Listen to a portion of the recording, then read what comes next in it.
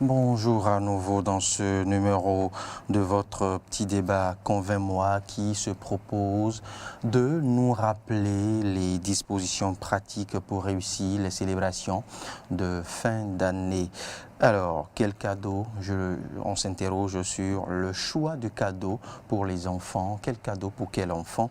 L'exercice sera fait par M. Ironé Maoulimponto. Bonjour, M. Maoulimponto. Bonjour, monsieur le journaliste. Et merci d'avoir accepté notre invitation. C'est moi. Alors, à la question de savoir comment bien s'organiser, M. Maoulimponto, pour réussir les fêtes de fin d'année, eh bien, dans les ménages, quartiers, rues de Cotonou ou de Calavi, sillonnés par certaines de nos équipes de reportage, eh bien, certains citoyens nous opposent soit la morosité. D'autres parents s'y attellent tant bien que mal et c'est, comme on le dit communément, de joindre les deux bouts sur les marchés, les différents marchés de vente de jouets ou d'articles qui serviront au cadeau au bout de chou. Eh bien, ce n'est pas la grande affluence pour le moment.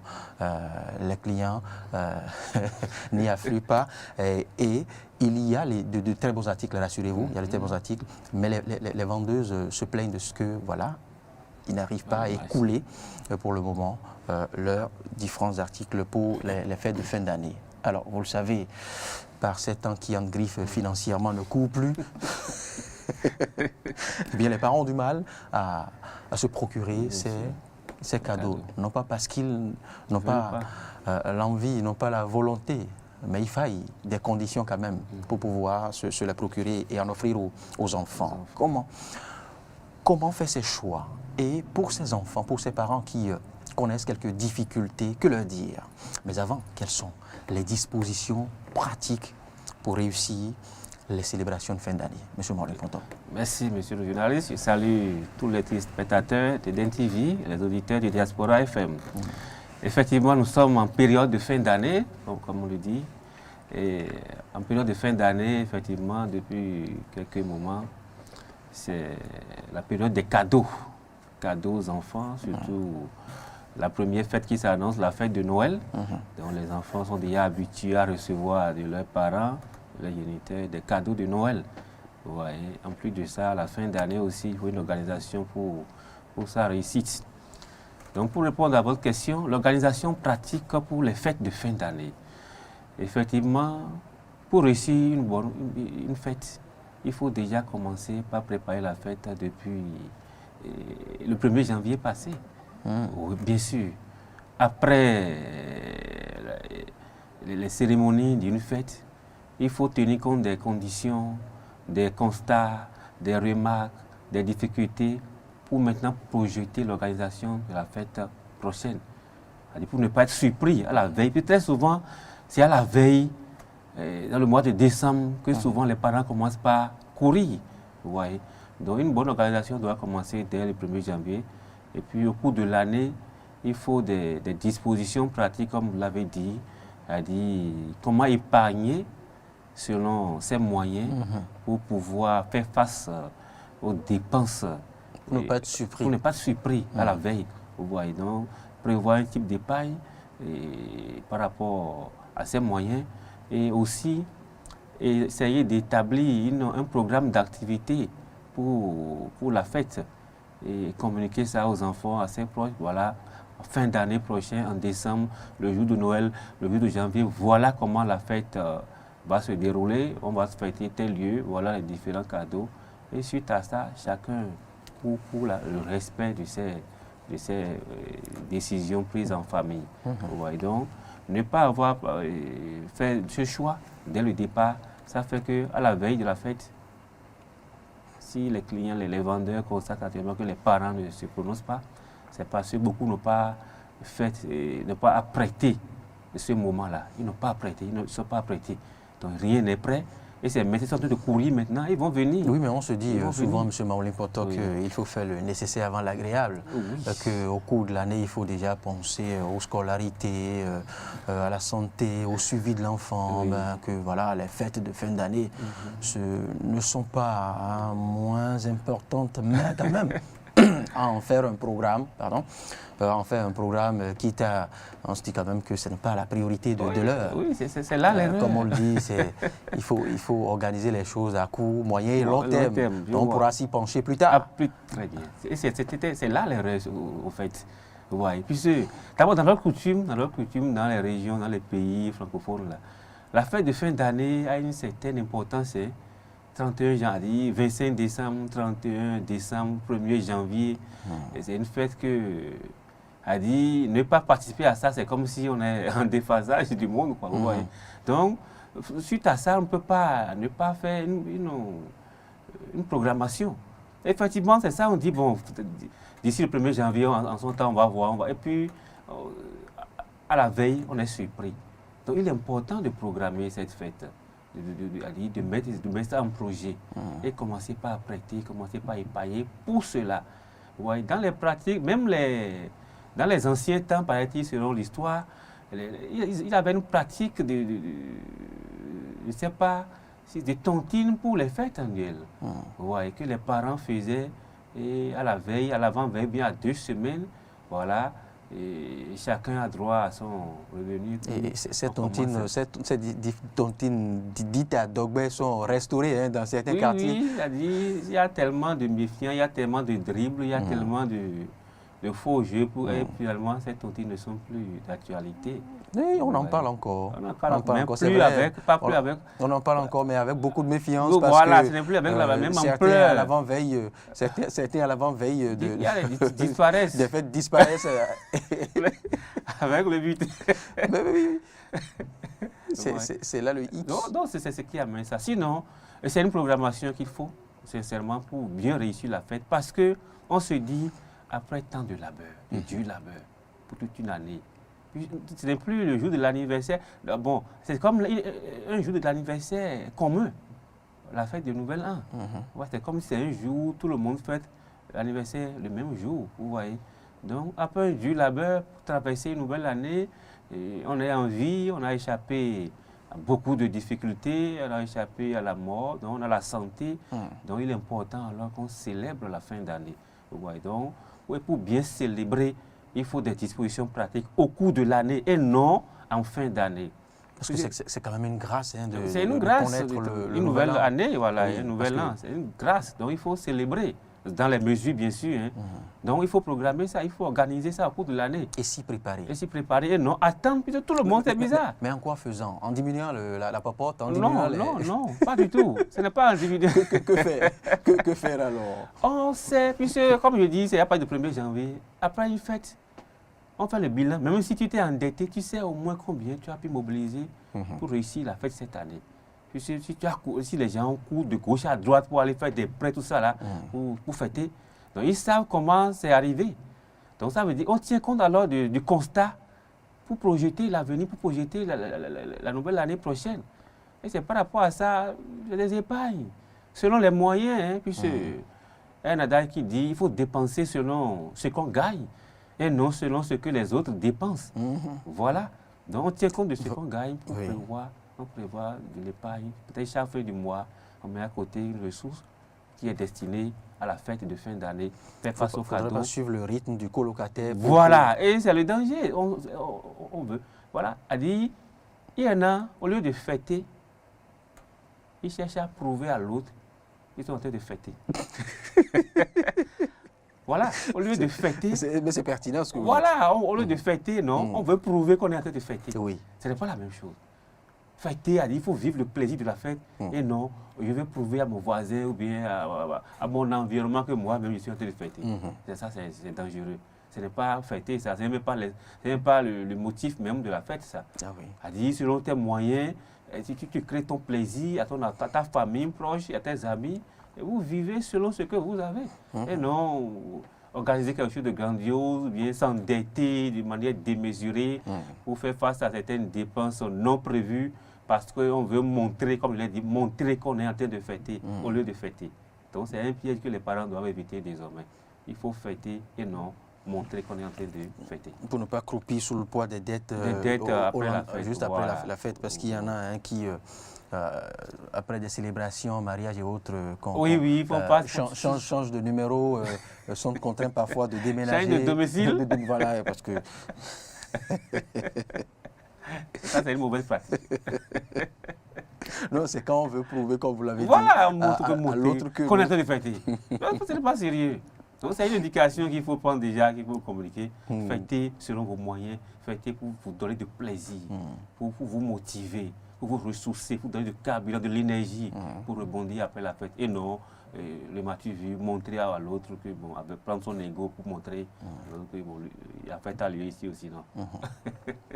Monsieur Maumoly Pontor, il faille se préparer, vous l'avez dit. Voilà. Se préparer et déjà au lendemain de la fête, déjà commencer à anticiper sur les préparatifs de la fête à venir. Oui. Ça, je pense que c'est un exercice délicat. Bien sûr, on va essayer de commencer par... Ah ben oui, et c'est vrai que ça va faciliter davantage les dépenses, voilà. Et cela permettra aussi de quantifier à sa juste valeur, d'estimer à sa juste valeur ce dont on aurait peut-être besoin pour l'année à venir. Voilà. Alors, au-delà de cette anticipation, que faire d'autre, M. Maumoly Pontor? Oui, maintenant, pour cette anticipation, comme vous l'avez dit, vous savez, la culture nous impose à offrir des cadeaux. Vous voyez, des cadeaux à nos enfants, à nos amis, à nos proches, selon les besoins et selon les moyens. Vous voyez. Donc, cette préparation doit tenir compte alors des cadeaux aussi à offrir. Les types de cadeaux à offrir aux enfants et aux amis, aux proches, à certains qui ont rendu un service. Puis au cours de l'année, chacun a bénéficié de certains avantages, de certaines facilités, de certains appuis d'un proche, de soutien d'un ami. Donc en fin d'année, on se dit, pour tel soutien que j'ai pu bénéficier de tel, il faut qu'en telle fin d'année, je puisse leur prouver vraiment que je suis attaché, je suis reconnaissant, la reconnaissance. Donc des cadeaux symboliques envers certaines personnalités. Il y a d'autres... Ça ne voudra pas dire que nous renforçons ou nous demandons à ce qu'on aille corrompre qui que ce soit, non? Non, ce n'est pas la corruption. C'est à titre de reconnaissance. Reconnaissance, à titre de gratitude. De gratitude. Tout ça, c'est humain. L'espèce humaine doit faire preuve d'humanité. Voilà, c'est l'humain. C'est une classe humaine, comme on le dit. Ce n'est pas la classe des animaux. Donc, il est important d'être reconnaissant. Oui, de faire preuve de reconnaissance. Ça fait partie des principes d'humanité. Ouais. Donc, c'est des cadeaux souvent symboliques. Ou bien, carrément, il y a d'autres coutumes qui c'était vivre, des denrées alimentaires, d'une certaine quantité, bien sûr, raisonnable. Il faut prévoir pour aller offrir à l'autre pour son service, pour son appui au cours de l'année. Vous voyez. Et par rapport aux enfants, carrément, c'est des cadeaux pour prouver à l'enfant vraiment combien de fois on l'aime, combien de fois on le soutient aussi pour sa présence à vos côtés, pour les fiers d'eux. Donc, il y a toute cette organisation aussi qu'il faut apprêter au cours de l'année. Aussi, ça fait partie des organisations pratiques, j'ai parlé tout à l'heure, prévoir des cadeaux pour les proches, pour les enfants, pour les amis, pour les remercier pour leur soutien au cours de l'année. Maintenant, par rapport à ce type de cadeaux, il faut maintenant faire une certaine différenciation, bien sûr. On constate que, d'abord, si je prends le volet amis, parents, ceux qui nous ont soutenus au cours de l'année, si en voulant offrir des cadeaux, vous ne tenez pas compte aussi du besoin de l'autre, vous allez offrir un cadeau qui n'aura pas de valeur. C'est cela. Voilà, tenez compte de la sensibilité de l'autre et de ses besoins. Entre parenthèses, c'est-à-dire besoin de son goût. Peut-être un musulman, vous offrez un cochon, vous dites, bon, vous allez peut-être lui fêter. Vous voyez? Ça ne voudra rien dire. Voilà, donc on tenait compte de la sensibilité de l'autre et de ce qui lui est nécessaire. Voilà. Ce qui aura de la valeur à ses yeux. Voilà, pas un cadeau trop démesuré, quelque chose de symbolique, mais qui lui sera utile. Vous voyez? Et il sera reconnaissant aussi. Et l'autre, pour les enfants, c'est là où il y a le plus.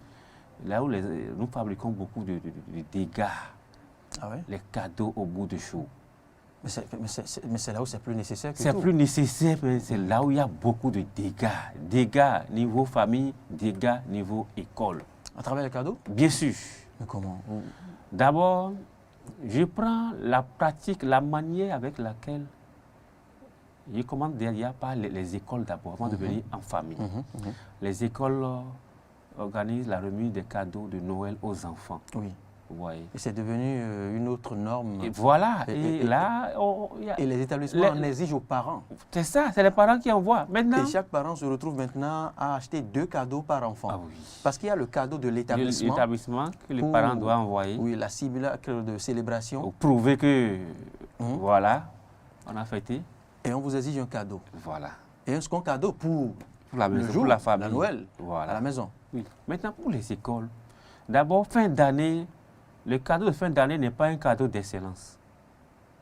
Les gens ne font pas la nuance. On a assisté à beaucoup de cas, et je vous donne juste un exemple, où lors d'une remise de cadeaux de Noël dans une école, il y a un parent, comme il l'a dit, pour prouver qu'il a fêté, il a donné cadeau à son enfant. Puis, il faut donner un cadeau utile à l'enfant et non, à Roger, tout à l'heure, et non prouver aux gens qu'on a donné cadeau. Lui, il est allé prendre un cadeau, un enfant d'à peine 3 ans, 4 ans. On lui donne un cadeau, à dire quelque chose qui n'est même pas de son rang. Pas en harmonie avec son Pas du tout, grandiose, de valeur très chère. Cadeau à coût de millions. Au moment où des gens me disent des cadeaux de 5 000, 2 000, 1 000 francs. Il a un cadeau à coût de millions. Ce parent en a les moyens. Voilà, il a les moyens. Et devant tout le monde, l'enfant ne sait même pas par où tenir le cadeau. Puis ce n'est pas de son utilité, ce n'est pas de son ressort d'utiliser ça. Vous voyez, c'est applaudi. Et arrivé à la maison, l'enfant commence à tourner dos. Puis il ne s'y retrouve pas. Il ne se retrouve pas. Vous voyez. Ce n'est pas vous savez qu'à l'approche de cette célébration, chaque enfant exprime déjà son désir. Son désir, il faut l'écouter. Tel ou tel cadeau. Il faut l'écouter, les enfants. Vous voyez. Donc, ce parent, lui, il n'a pas donné cadeau à l'enfant, il a plutôt prouvé. Non, mais il a séduit l'établissement. Voilà. Il a éprouvé les autres parents, littéralement, mentalement. Ça crée une frustration. Vous voyez. Parce qu'il y a des parents qui achètent des cadeaux de 2 000 francs. Oui. Difficilement de 5 000 francs. Maintenant, dans un monde là-bas où on remet des cadeaux de 5 millions, à certains on remet des cadeaux de 500 francs, de 1000 francs, à d'autres, vous voyez. Et d'autres parents qui n'en ont même pas. Voilà, et il y a d'autres qui vont pleurer. Vous allez voir, il y a des enfants qui viennent pleurer à ces jours de papa. Parce que les parents n'ont pas eu de quoi leur en offrir. C'est pour ça que cette pratique doit être redimensionnée. Pour les établissements, plutôt, peut-être, arrivent même de faire face. Un cadeau de Noël n'est pas un cadeau d'excellence. La parenthèse, oui.